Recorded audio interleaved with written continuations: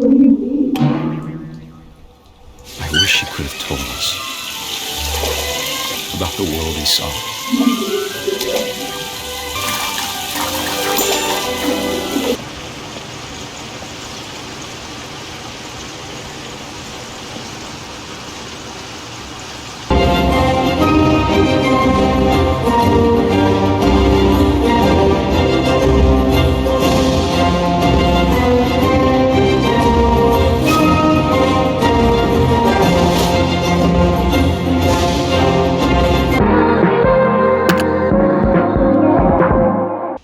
Part 3. Okay, if you enjoy sad stories, you're going to love this next segment. Defcon level yikes here. This is the final part of What Remains of Edith Finch. Here we go. Where are we headed now?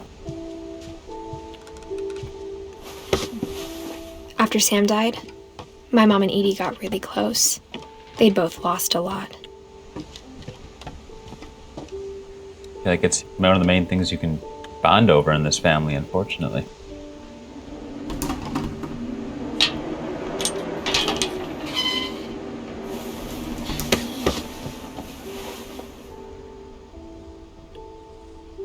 Oh no. Doesn't look like Gregory was too old.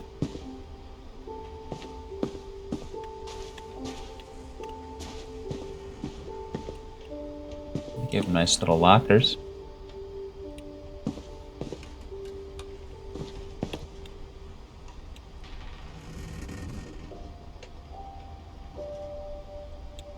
Good rules to live by. All chores before dark, too. Talk about something I can learn from. Not putting things off till the end of the day. Climbing wall. Okay.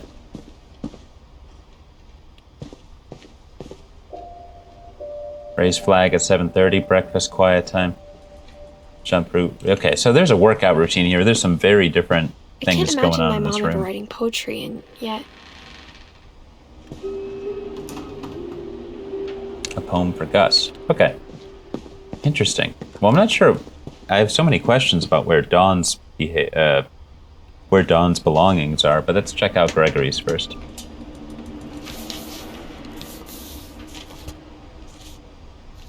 Divorce contract, Sam Finch. Lawsuit's been filed against you of 20 calendar days after summonses. Okay, so basically, Kay Carlisle is divorcing Sam. Dear Kay, do you remember the way Gregory used to laugh when he thought he was alone? Like something funny was happening, but only he could see it.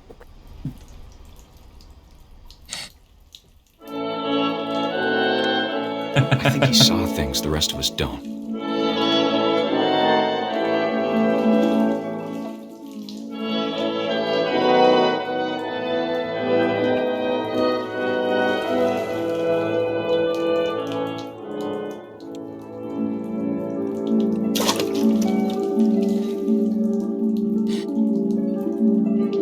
I hope we're not in here unsupervised. Oh. Hand over, Gregory. It's time to... Good.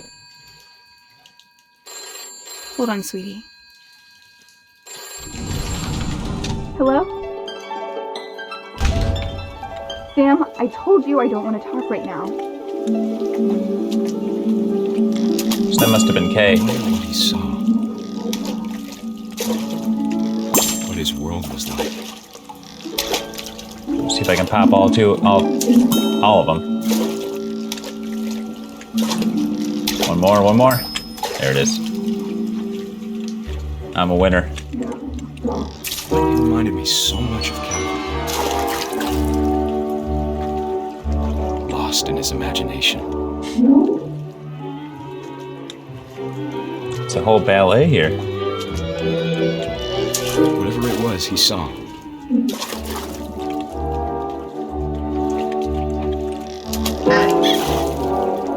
It sure made him happy. We got the whale. Ladies and gentlemen, we got the whale.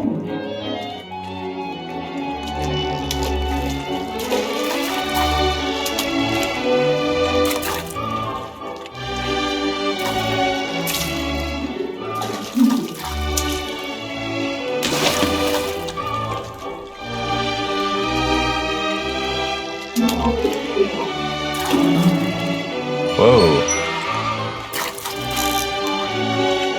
Let's see if we can get all the way up there. I know how silly it sounds.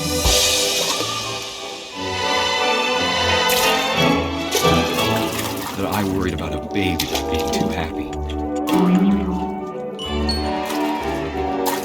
We almost got the full village here.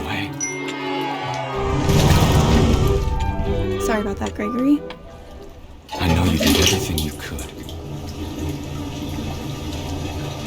Maybe if I hadn't called that night. Damn it. Hey, hold on. I need to be toweled off. Hold on, I don't want Gregory to hear this.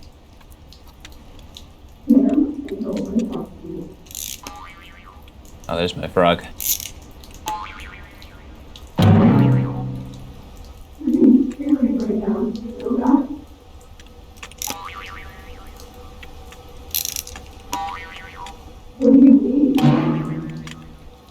I wish you could have told us.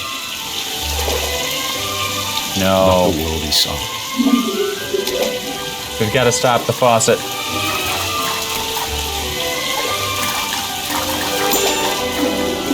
There's so much I don't understand.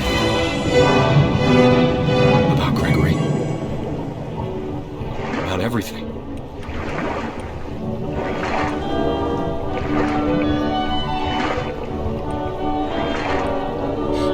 But I know what happened wasn't your fault.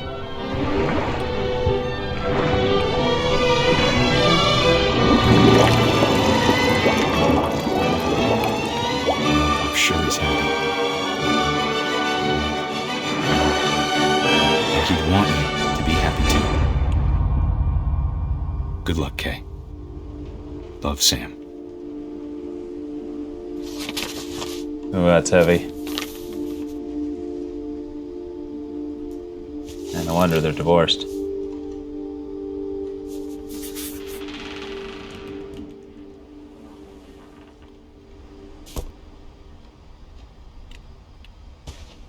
Yeah, Edith didn't even have anything to say about that one.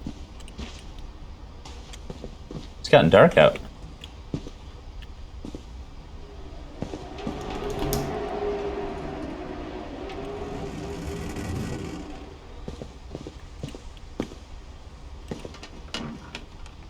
See if we could find more out about Dawn soon. This is really strange.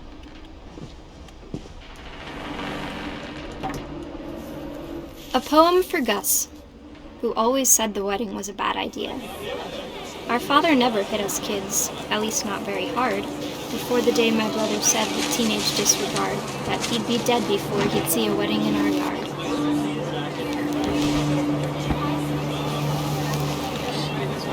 Might be one of those families where you just shouldn't say, I'll be dead before blank. Let's collect all the rest of the letters here first. There, we got them.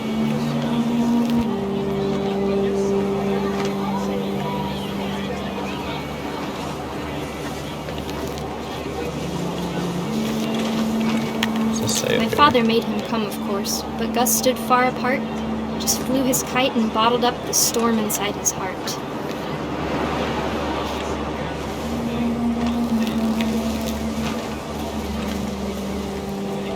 I tried to talk him out of it, but though he'd never met her, we don't need a stepmom, were the words that I now pronounce husband and wife.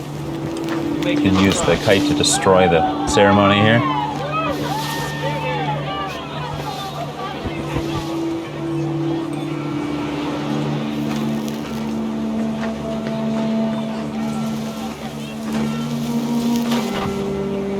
When the time for photos came, Dad ordered him to come here.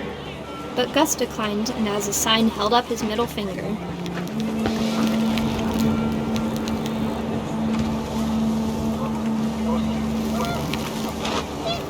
The wind picked up, and panicked geese appeared and quickly went. But all the humans did that day was go inside the tent. Uh-oh. Figures this would happen on the wedding day.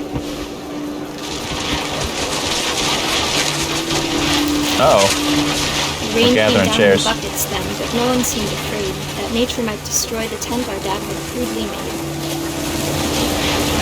Oh, yep. thunder sounded much too close and full of angry power. And all my father said to this was, "Make the music louder." Okay, now he's getting a little obstinate in the face of real danger. Oh no. That's a yikes. I better throw the yikes meter up. I wish that I could truly say I thought about you on that day. Out there on the beach alone, just you, the wind, the sea, and foam. But I didn't. Until we found you.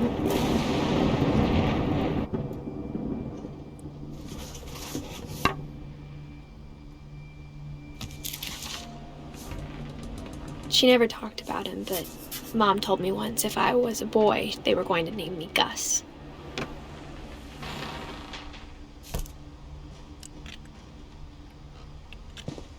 He's a rebellious one, that Gus.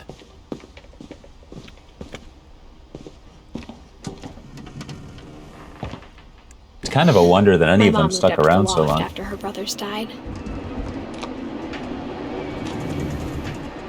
At the time, it was as far away as she could get.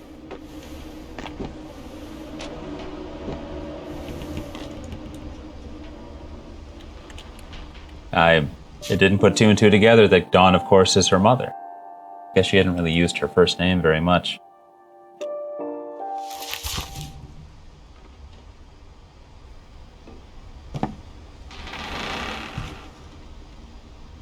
Religion was another thing my mom never talked about, but I think it helped her a lot after her dad died.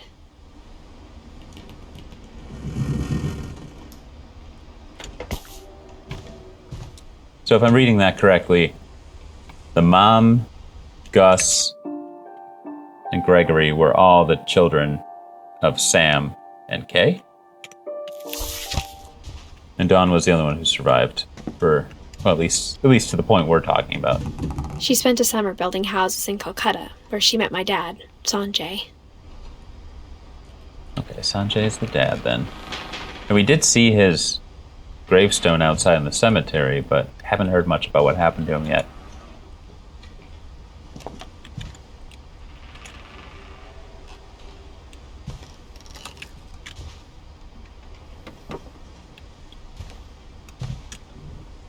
My mom moved to India a week after graduation and got a job teaching English. Louis was born a year later.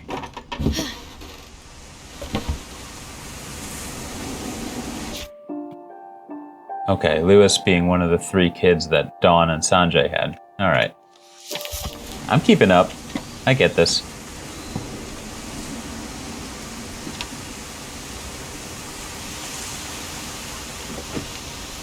Still have a long way to go until we get to the top, though. When my dad died, I don't think Mom knew where else to go.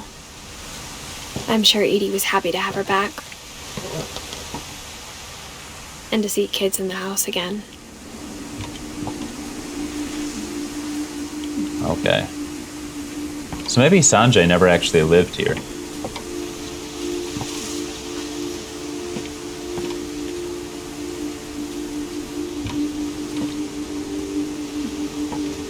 The house had to get a little bigger, but Edie was used to that.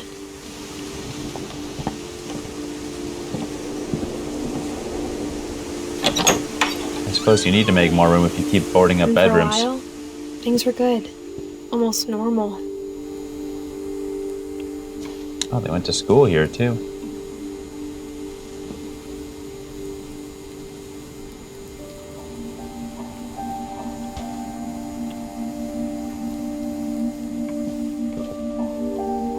But it didn't last.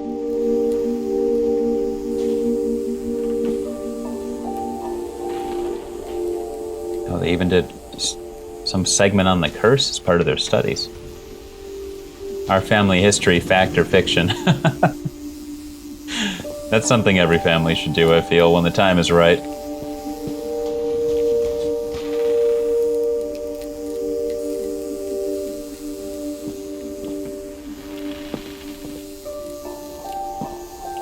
Man, it really sounds like Dawn tried to raise them well. The beginning of the end was Milton's 10th birthday, when Edie gave him a castle.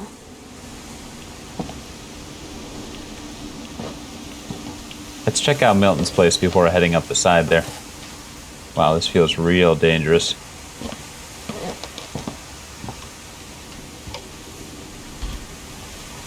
After Milton disappeared, the only thing he left behind was a room full of paintings. So taken after Edie then. He was a big painter. Well, the whole family was pretty creative.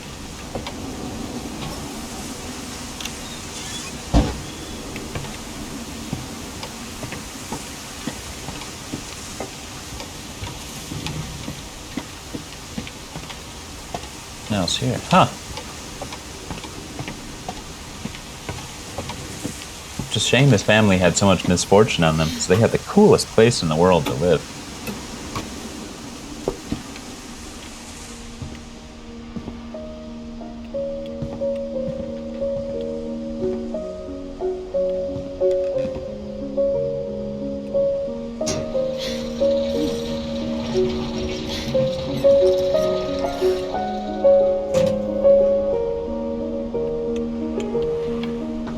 Cool, and he had essentially a pulley system elevator. I mean, come on.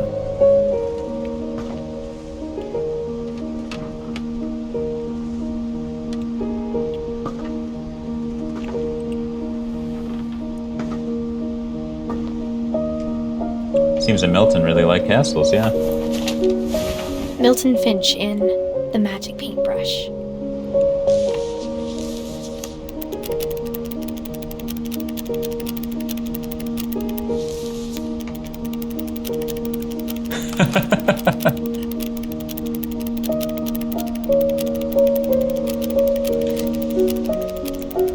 This must have taken forever to make.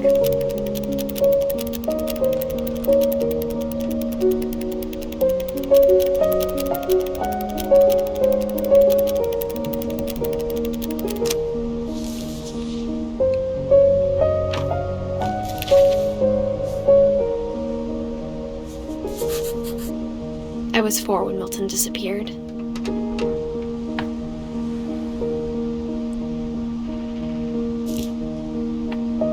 Wasn't there a story about that with a piece of chalk or something? Draw a door in the wall and it would become an actual door? Mom spent months searching for my brother. Then she sealed the doors. There you go, and that's one of the doors he actually drew.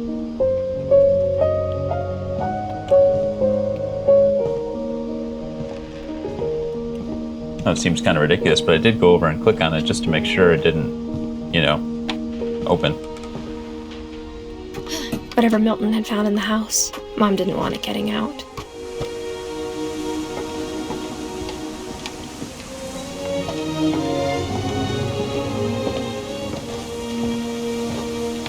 What's interesting about Dawn, the mother here, is that she clearly, from looking at her area, had been such a believer in science. Mom definitely blamed Edie, but I think Lewis blamed himself.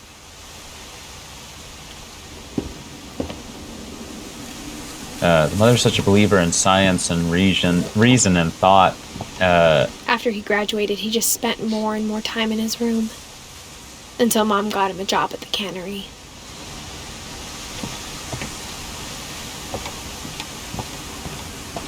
The mom seems so heavily dedicated, though, to science and to cause and effect and to things like that, and then to see her own son essentially disappear in the most imaginative and improbable way can't possibly have sat right with her. The whole curse can't have sat right with her.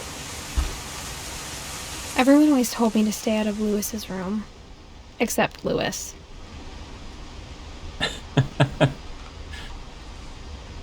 It's like Lewis liked to party. Let's see, I think that's the right... Oh, yeah, we can't really go up the staircase any further.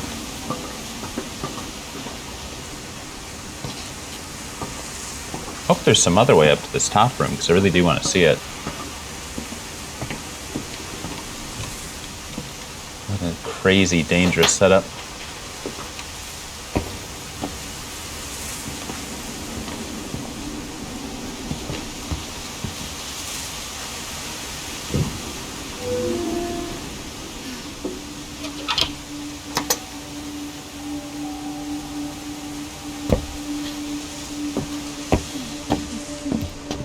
Lewis's room smelled very, very familiar.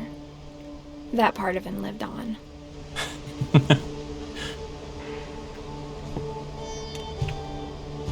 He just really liked oregano. Know what I mean?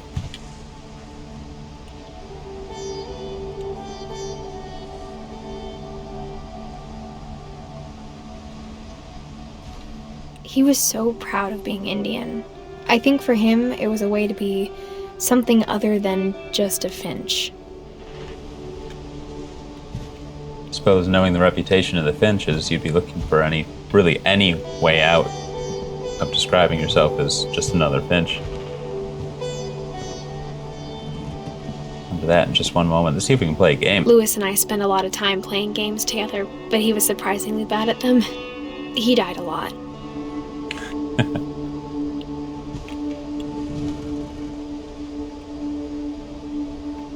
That's kind of a dark joke to make in a game like this.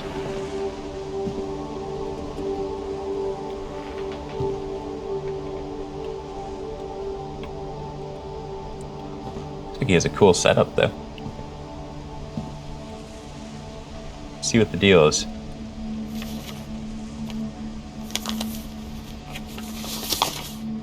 I'm an Institute of Psychology. Dear Mrs. Finch, as Lewis's psychiatrist, I can understand your desire for an explanation. As I see it, the trouble began in January, shortly after we convinced your son to seek treatment for substance abuse. Newly sober, I believe Lewis first noticed the monotony of his daily life. Oh, okay. He kept working at the cannery. But he withdrew part of himself. His head's awfully In our suspicious. sessions, I saw the same behavior. His mind began to...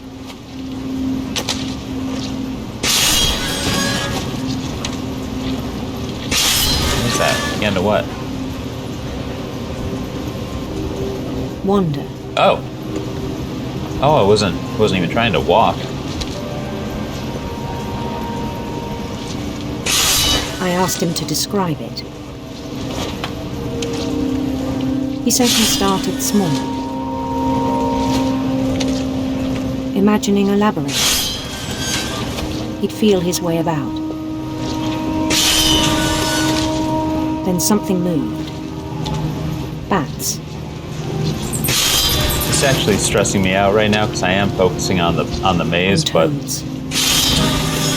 I really don't want to cut my own hand off on this fish guillotine. And things that have not names. He knew it was all in his head. But he took it very seriously. I had hoped he'd find himself.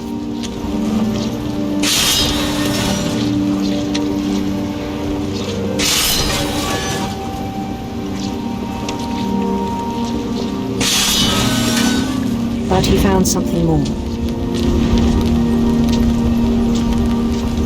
I worried about him then. Oh, interesting. It's become kind of 3D.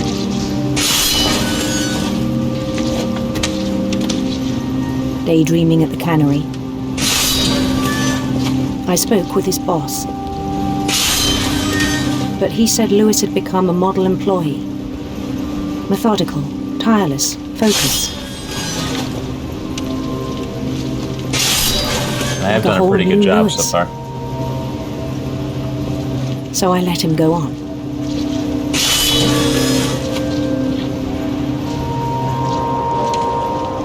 I even encouraged him. It seemed very promising at first. He told me he'd made a new friend. Aw. What's up, dude? On the edge of a city he named Lewis Topia.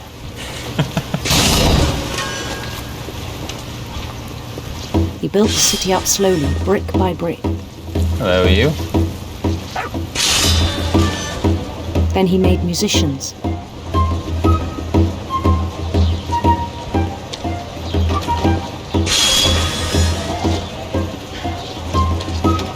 songs for them to play. This is the best. Welcome to Lewistopia. He talked about starting a band, I hope you're happy here. and he was always humming something. Every day his imagination grew stronger. It's the fish festival He no again. longer spoke at the cannery.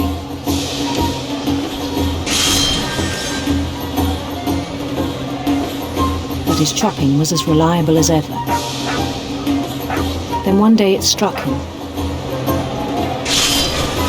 that all the cheering crowds, even the stones under his feet, were all in his imagination. So he could do whatever he wished.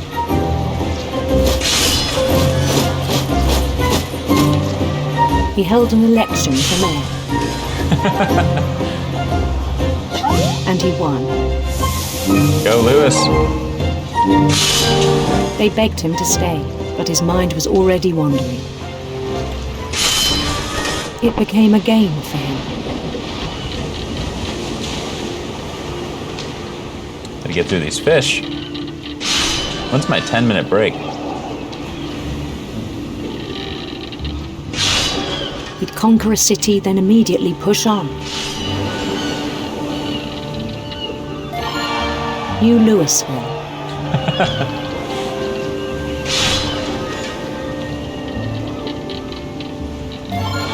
St. Louis. St. Louis. There we go. He started city's named drifting that away yet. from our reality.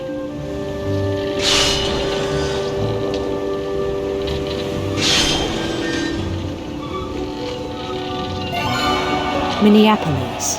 Minneapolis. Until one day he forgot to go home from the cannery. Even as his mother pleaded with him, part of Lewis kept sailing on. No, Mom, please. I'm trying to cut fish heads off. She wouldn't understand. In Louisburg, he heard rumors of a Let's say handsome queen. handsome queen. There she is. Oh, we get these fish out of the way. Don't want to fall behind. The queen was on her own quest for Let's have her looking for sinister serpents. You never know what you might need them for. sinister serpents. Oh,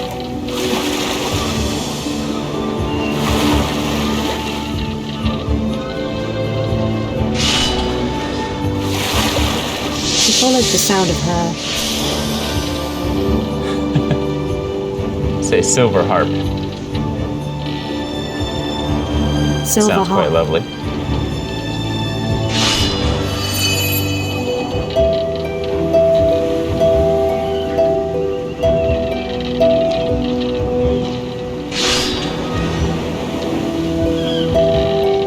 His chase led him to a golden palace east of the sun and west of the moon. Even then, his logic remained sound. Oh, we can't see the chopper anymore. We gonna be all right?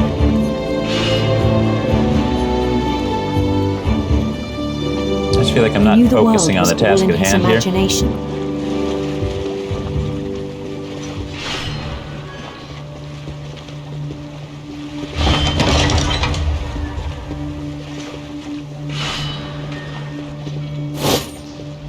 But he was so proud of having created it.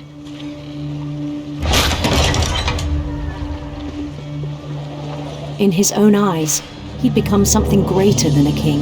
Wow, look at this. The Empire of Lewis.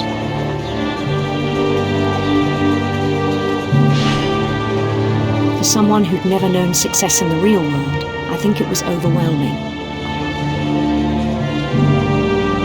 And then it struck him that the real Lewis was not the one chopping salmon, but the one climbing the steps of a golden palace.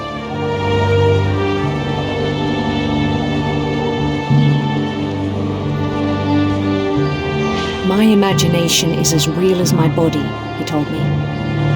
It was hard to argue with him.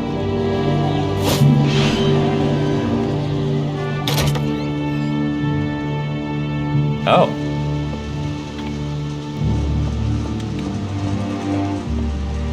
I'm still dressed in my regalia. Even though I think I'm back at the cannery.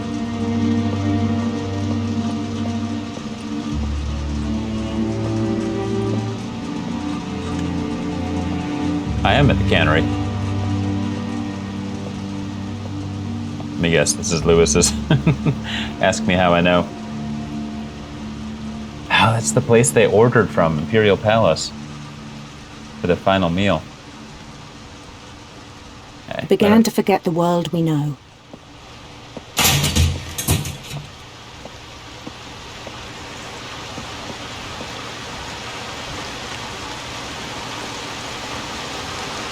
Wait a minute, is it dropping dead fish into here? And they're swimming away? I think it pained him to remember Lewis, the cannery worker. Strange.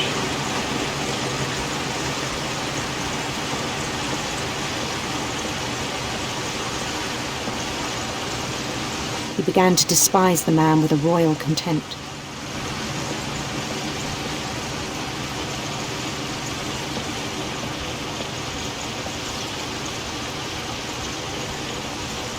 It's not even holding fish anymore. Lewis, what's going on, man? I still thought I could save him.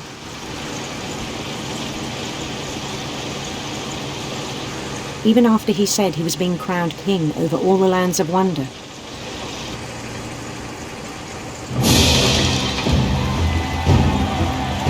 The palace would be packed with his companions.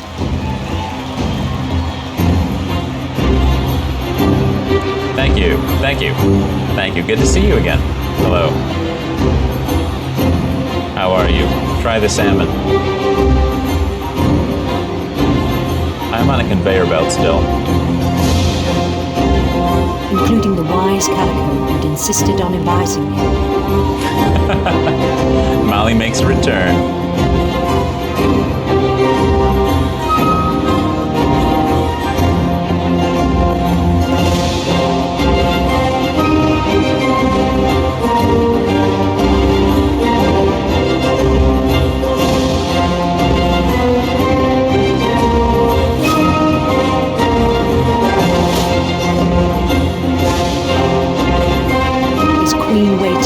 His crown. Wow, this is incredible. There was only one thing left to do.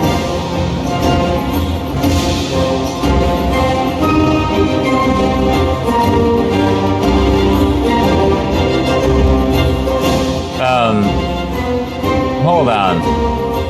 Bend down his head. Doesn't that seem a little self-destructive?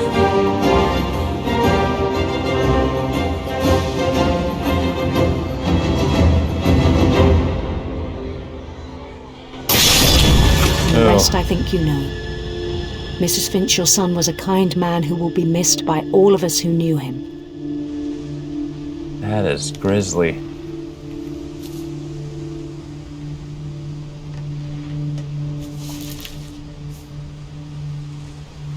My brother was really cool. I wish you could have met him. Well, that fills in the immediate family there. Who are we missing still? I guess the mother herself, Dawn. We don't really know what happened to Sanjay. Ugh. Not a single one of these is really a good outcome, but man, the ones that are less mysterious and a little bit more brutal they're tough to swallow.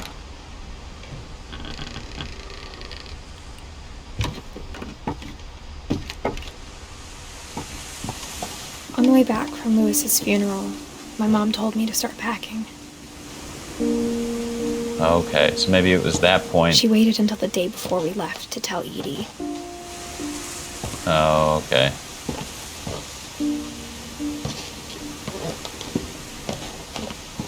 So the mother had just had enough. Was trying to save her last I'm not child. sure if she wanted to make it easier or harder.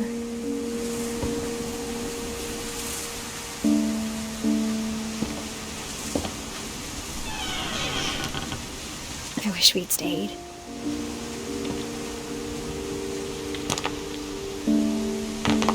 But I understand why we left.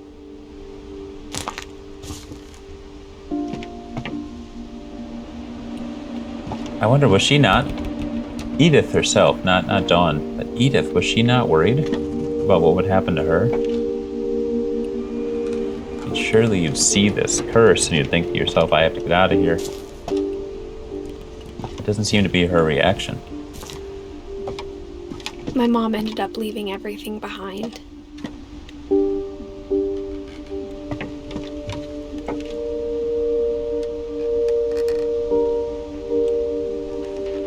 Okay, so we know why they left, or at least why they were planning on leaving. The mom was a teacher. It looks like Sanjay was involved in disaster relief. Okay, there's a picture of him. But we don't know why she would begin to pack and then just What leave happened that things night here. had been coming for a long time. Maybe it should have come sooner. Wait, Edith? Is my room up here? Okay. But it had to end one way or another. All that's left now is to tell you about that last night. Wow.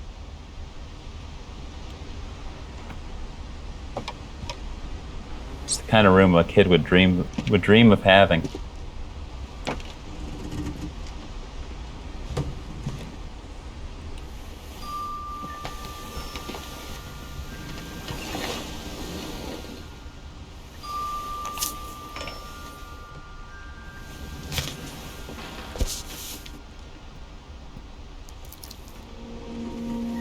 That whole last day, Edie just watched us pack and didn't say a word. Until supper, when she raised her glass and said, "To our final night together, and all our final nights apart." Grandma, you know what I said about alcohol. Some of your medications are very Edith, specific. I left a present for you in the hallway. Why don't you go open it? The grown-ups have to argue now. I'm sorry, you're right. We're all leaving tomorrow. Let's just enjoy our last... I'm not leaving. Edith, you're excused. So that was the meal they left abruptly during.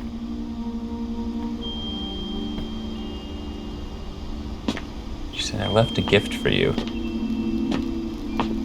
the power had been shut off that morning, but Edie always had plenty of candles.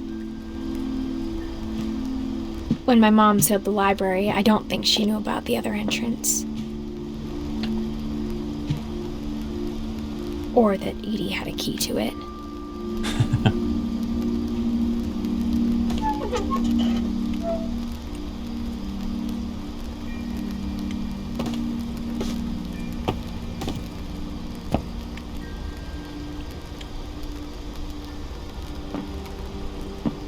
That thing you're afraid of isn't going to end when you leave the house.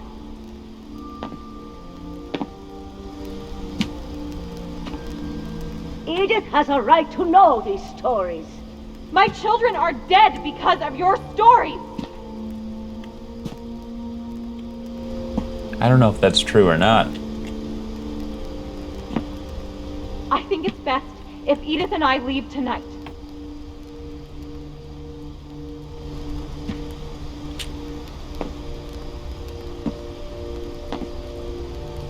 We'll have the nursing home send a van for you in the morning.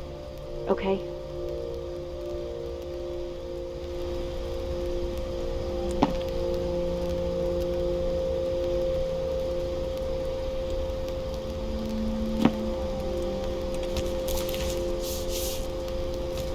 Okay, so Edie wrote this. Dear Edith, there's so many stories I wish I could tell you, but there's only time for one. This is about what happened on the night you were born. Oh, interesting. That night, the tide went way, way out. It was the first and last time I ever saw the old house aground. There'd been an earthquake out in the middle of the ocean. They called it the lowest tide in 1,000 years. God, it smelled awful.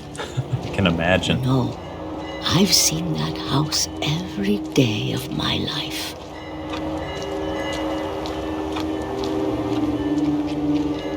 But I never thought I'd go back to it. When the fog rolled in, I lost my way.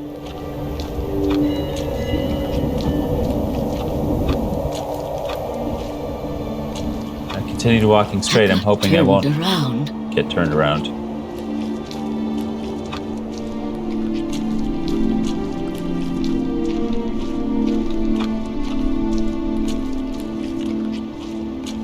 For a while, I wandered.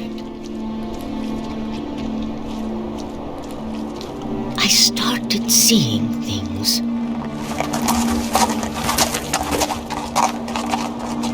Huh. Guess it could be a buck down here looking Things I'd forgotten had ever existed. for fish.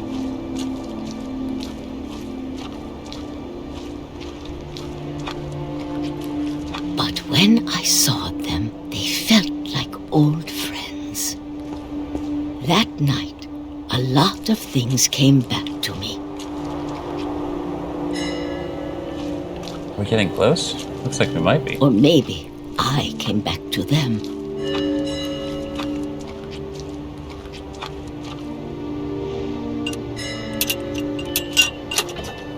The same type of fence. Things I can't explain, but that I need you to try and... Edith, what are you doing in here? It's mine. Edith! Mom, you're gonna rip it. Let go. I kicked and screamed, but Mom dragged me to the car. I never saw Great Grandma Edie again. The next morning, the van came to pick her up, but she was already gone. After that, we moved around a lot.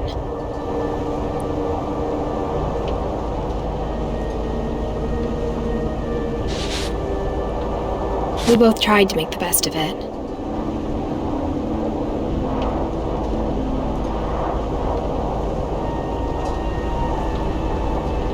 A few years went by.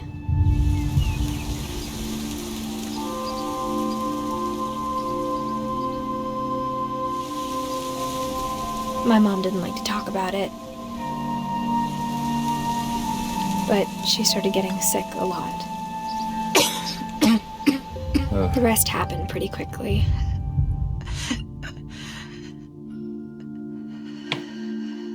She got better for a while, and then she didn't. And then I was alone. The last Finch left alive.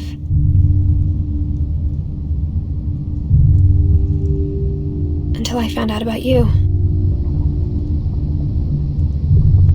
I'm still not sure what to tell you about all this.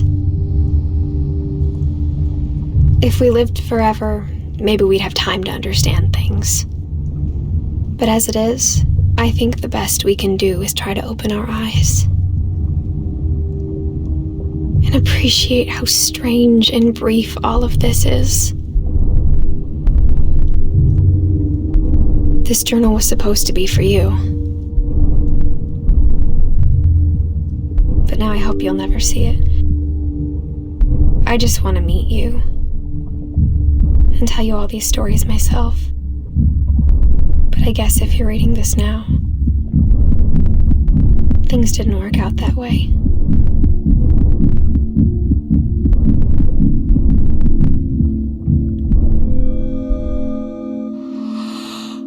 This is where your story begins. I'm sorry I won't be there to see it. It's a lot to ask, but I don't want you to be sad that I'm gone. I want you to be amazed that any of us ever had a chance to be here at all. Good luck.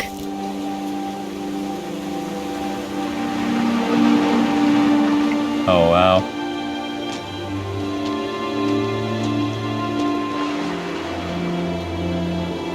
She must have died during childbirth then.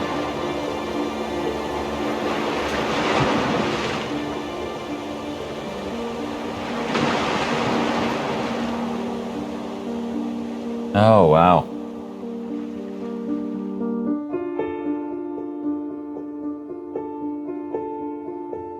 Holy smokes, that's a lot of death all at once.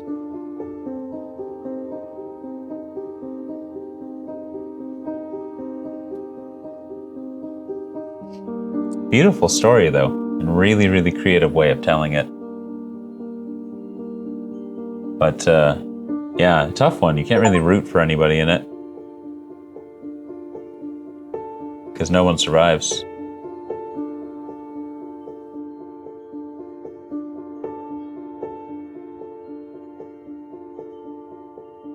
All you can really do is hope that the curse of the Finches dies here.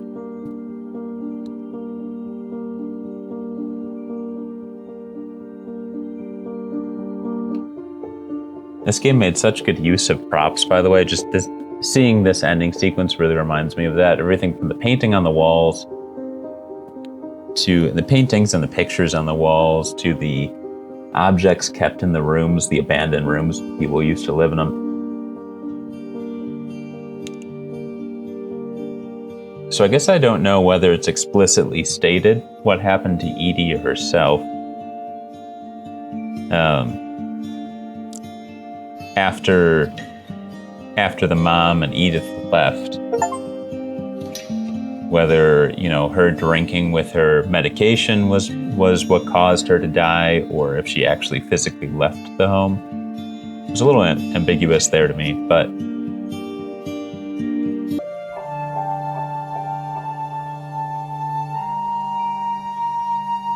and that's the whole crew there. So and that's going to do it for this one. Hope you enjoyed the storytelling in this game. It really is something else, both in its creativity and in its moving narrative.